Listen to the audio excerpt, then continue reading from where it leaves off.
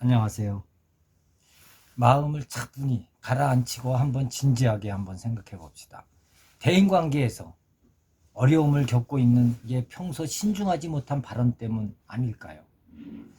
말하는 사람은 아무 의미 없이 말했는지 모르지만 듣는 사람이 특별한 의미로 받아들인다면 결국에는 대인관계에서 문제가 생기기 마련입니다. 고대 계몽작품인 증광현문에는 다음과 같은 구절이 있습니다. 옳고 그름을 따지러 오는 사람은 그 자신이 바로 시비거리가 된다. 가만히 앉아서 자신의 과거를 뒤돌아보라. 다른 사람의 잘못된 점을 함부로 입에 올리지 마라. 이렇게 나와 있습니다. 사람이 모이는 곳이라면 다양한 개성을 지닌 사람을 볼 수 있습니다. 그리고 그곳에는 다른 사람의 장단점에 대해서 이러쿵 저러쿵 떠들거나 옳고 그름을 따지길 좋아하는 사람이 항상 존재하기 마련이죠. 그러므로 대인관계에 관한 이야기는 아예 꺼내지 않는 게 최선입니다. 누군가가 당신 앞에서 제3자에 대한 이야기를 꺼내놓는다 해도 침묵을 지켜야 한다는 것이죠. 그렇게 할 수 없는 상황이라면 이야기에 함부로 끼어들지 말고 마구잡이로 소문을 퍼뜨리서도 안 된다는 것입니다. 공자는 논어에서 일은 빠르게 하고 말은 신중히 하라고 2번이나 강조했습니다. 공자 역시 신중한 발언을 얼마나 강조했는지 쉽게 알 수 있는 대목이죠. 말을 적게 하라는 것이 말을 아예 하지 말라는 뜻이 아닙니다. 해야 할 말은 하고 시간, 장소, 상황에 따라 적절히 말할 줄 알아야 한다는 것이죠. 옛말에 이르기를 군자는 3번 입을 봉한다고 했습니다. 직장에서 자신이 하려는 말이 상대 혹은 업무에 피해를 주는 것이 아닌지 혹은 이익을 가져다 주는 것은 아닌지 확신할 수 없다면 이야기하지 않는 것이 현명하다는 것이죠. 이후 입 때문에 망한 하약필이 있습니다. 북주의 대장 하도는 전쟁터에서 형력한 공로를 세우며 조정에서 막강한 영향력을 자랑했죠. 하지만 조정에서 하사한 상이 마음에 들지 않았던지 걸핏하면 조정이 공정하지 못하다며 사방에서 불만을 터뜨렸던 것입니다. 결국 조정의 권위를 무너뜨린 하돈을 못마땅하게 여기던 권신이 자결해서 속죄하라고 명을 내렸던 것이죠. 죽음을 코앞에 둔 하돈이 아들 하이필에게 말을 했습니다. 내가 입단속을 하지 못해 주살당하게 되었구나. 너는 앞으로 진지하게 생각해 본 뒤 입을 열거라. 자신과 같은 실수를 반복하지 말라는 뜻에서 하돈은 송곳으로 아들의 혀를 찌르기도 했습니다.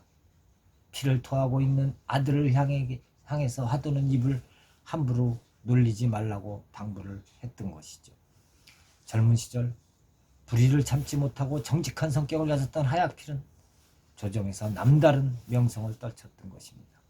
북주 제왕 우문현이 하약필을 자신의 기실 참군으로 삼을 만큼 유달리 그를 아꼈다고 합니다. 얼마 뒤 정형공에 오른 하약필은 소내사에 임명되며 승승장구했던 것입니다. 수문제가 수나라를 수립하면서 하약필은 수나라를 떠받치는 중요한 기둥이자 개국공신으로 떠올랐던 것입니다. 정계에 처음 발을 들였을 무렵 하약필은 아버지의 유언을 가슴 깊이 새기며 자신을 단속했지만 신분이 상승할수록 점점 거드름을 피우기 시작했습니다. 조정에서 내린 관직을 못마땅하게 여긴 하약필이 사방에서 소란을 피우자 결국 조정에서 파면당하고 말았습니다. 그럼에도 아직까지 정신을 차리지 못한 하약필은 자신의 잘못을 반성하기는커녕 오히려 조정을 비난하는 발언의 수위를 높여갔던 것입니다. 결국 감옥에 투옥된 하약필을 수문제가 따끔하게 야단을 쳤습니다. 내가 재상으로 삼은 고정, 양소를 그대가 무능한 자라고 소문을 냈다지 내가 이걸 어떻게 받아들여야 하는가. 누군가가 하약필을 참수해야 한다는 성소문을 올렸지만 문제는 그가 세운 공로를 생각해 목숨만은 살려줬던 것입니다. 어느 날 태자 양광이 하약필과 조정 내 뛰어난 장수들에 대한 이야기를 나누게 되었습니다. 양소, 한금호, 사만세 세 사람 모두 뛰어난 명장이네. 그래도 이 중에서 가장 뛰어난 자가 누구라고 생각하는가? 양광의 물음에 하약필은 거침없이 입을 열었습니다. 양소는 뛰어난 무공 실력을 갖췄지만 전략을 세울 줄 모릅니다. 한금호는 전쟁터를 누비는 장수라고 하지만 정작 군사를 이끌 줄 모릅니다. 사만세를 용맹하다고 하지만 그거 외에는 별다른 재주가 없습니다. 하고 세 사람을 다 깔아뭉갰습니다. 그렇다면 그대는 누가 진정한 장수라고 생각하는가? 그것이야 전하의 안목에 달려있지요. 거들먹거리는 하약필이 무척 괘씸했는지 훗날 황제의 자리로 오른 양광은 단 한 번도 하약필을 중용하지 않았다고 합니다. 상황이 이렇게 되자 조정과 황제에 대한 불만이 쌓인 대로 쌓인 하약필은 동료들과 함께 뒤에서 감나라 배나라 하며 사사건건 시비를 걸었습니다. 결국 하약필은 사형을 당하여 아버지의 전처를 그대로 따르고 말았던 것입니다. 독선에 빠진 하약필은 뒤에서 상대의 옳고 그름을 제멋대로 따지다가 끝내 비명 행사하고 말았다는 것입니다. 이러한 역사적인 교훈을 참고해 동료나 친구에 대해 함부로 험담을 늘어놓는 어리석음을 범해서는 안 될 것입니다. 직장에서 원하는 목표를 이루고 싶다면 한 가지 법칙을 명심하여야 합니다. 다른 사람에 대해 이러쿵저러쿵 떠들지 말고 그 시간에 현실적인 일, 자신에게 도움이 되는 일, 그것을 하라는 것입니다.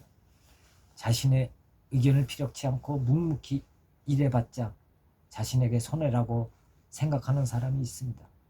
하지만 이는 틀린 생각입니다. 직장에서 말을 줄이되 열심히 일한다면 좀 더 쉽게 성공할 수 있습니다. 성공한 사람은 저마다 성공 노하우를 가지고 있지요. 하지만 어떤 성공도 한 번에 이루어지지는 않습니다.